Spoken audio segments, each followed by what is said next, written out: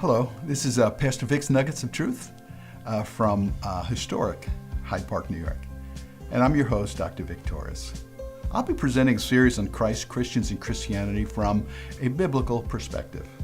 And my focus will be on the love, forgiveness, and acceptance found in Jesus Christ, which enables us to live victoriously. I mean, don't we want to live victoriously in the abundant life? But it's not always about thinking that because we're Christians that we're entitled. We need to recognize that there is an enemy that we have, and that enemy is called the devil or called Satan. And so this post number 60, is entitled "The Spirit of the Devil, Part 2." Now, what we need to recognize is that the reality of the devil is real. He's real. It's not just some imaginary cartoon figure. We need to realize that there is evil in the world, and I think most of us can see that. There's evil in the world, and if there's evil in the world, then there's some force behind that evil to cause people to do such evil things. And so it's important for us to recognize what that force is, what that entity is.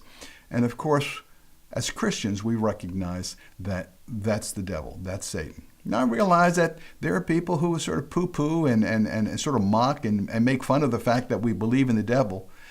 But as I said in the last post, the very same Bible that gives us assurance and faith and confidence in God it's the very same Bible that talks about the fact that we have an enemy that wants to drive a wedge between you and God.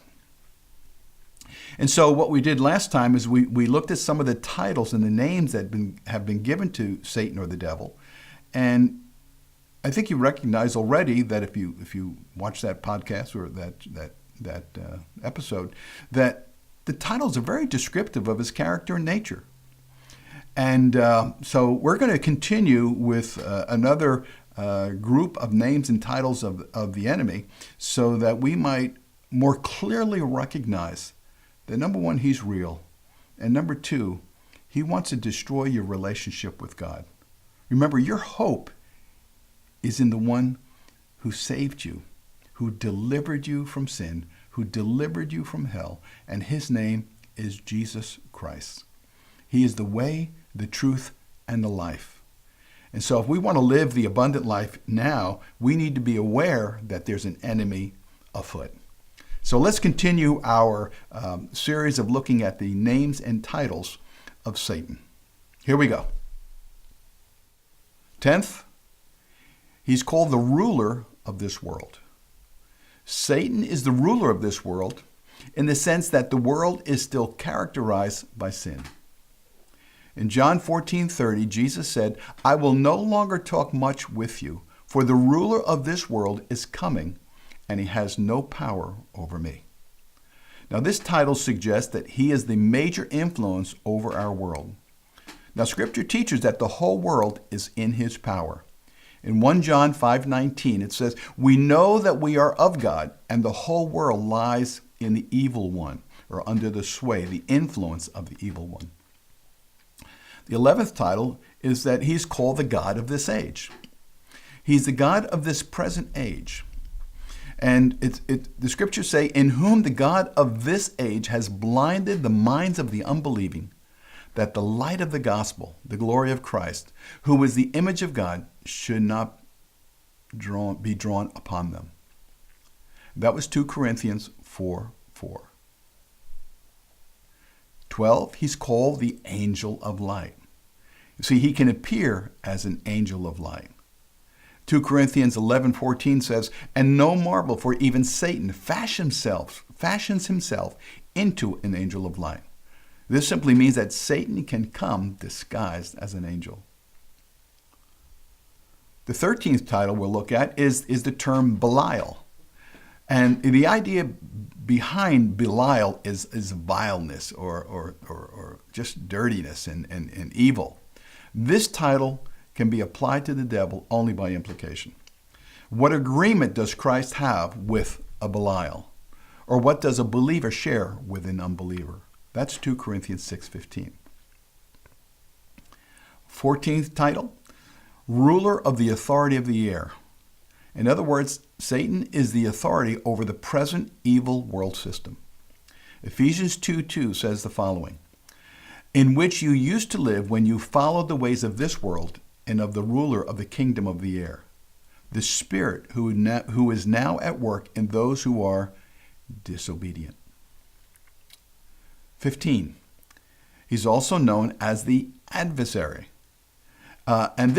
He stands in opposition to everything holy. As a matter of fact, the word Satan means adversary. Remember 1 Peter 5:8. Be sober, be watchful. Your adversary, the devil, as a roaring lion, walks about seeking whom he may devour. 16, the same context, the roaring lion. He's described as the roaring lion. He's likened to a lion who goes about seeking its prey. And 1 Peter 5:8 again, be sober, be watchful. Your adversary, the devil, as a roaring lion, walks about seeking whom he may devour. 17, Satan is described as the angel of the abyss. Now, there's some question as to whether this is a description of Satan or merely another powerful evil angel. They have as a king over them the angel of the pit, and his name in Hebrew is Abaddon, and in Greek he's called Apollyon. That's Revelations 9:11. The idea behind these terms is destroyer. Satan has been filled with hatred against God from the beginning and has attempted to destroy everything that God has done, which is good. 18. He's referred to as the dragon or the old serpent. The term dragon is associated with those who oppose God. And the great dragon was cast down, the old serpent, he that is called the devil and Satan, and the deceiver of the whole world. He was cast down to the earth, and his angels were cast down with him. Revelations 12:9. 19, he's described as the deceiver of the whole world. This fallen angel deceives the unbelieving world. And the scripture says, and the great dragon was cast down, and the old serpent, he that is called the devil and Satan, the deceiver of the whole world, he was cast down to the earth, and his angels were cast down with him. And we just repeated that. That's Revelations 12:9. Deception is what this being is all about, and he is the master deceiver. And finally, 20, he's called the accuser of God's people. God's people are constantly accused by this evil person. And it says, then I heard a loud voice in heaven proclaiming, now have come the salvation and the power and the kingdom of our God and the authority of his Messiah. For the accuser of our comrades has been thrown down, who accuses them day and night before our God. That's Revelations 12:10. Now let me just summarize. Satan, or the devil, is known by a number of names and titles. But what's interesting is that all of these names point to his evil character. The chief circumstance we find in this creature are his hostility, his cunning, power, and evil intent towards God and his people. Despite this shrewd foe, remember this: you are of God, little children, and you have overcome them, speaking of the evil forces, because he who is in you is greater than he who is in the world. That's 1 John 4:4. You see, you never have to worry about the devil taking you over. That's impossible, because you are light. Christ lives in you. And the word's very clear that darkness cannot exist in the light. But we're all subject to temptation. We're all influenced by those wrong kind of voices. And as a Christian, our responsibility is to learn how to discern the voice of God through all of the noise that we hear in the world. And so that's why it's so important for us to be in his word, to spend our time in prayer and listening for God, not just simply telling God about our needs, but listening to God that he might speak to you a word of comfort, a word of edification, a word that will encourage and build you up. because that's how our God is. Thanks for listening to Pastor Vic's Nuggets of Truth. And if you like our show and want to know more about us, please check out our website at pastorvicsnuggets.com. Also want to let you know that we also have a podcast, and you can find that as Pastor Vic's Nuggets.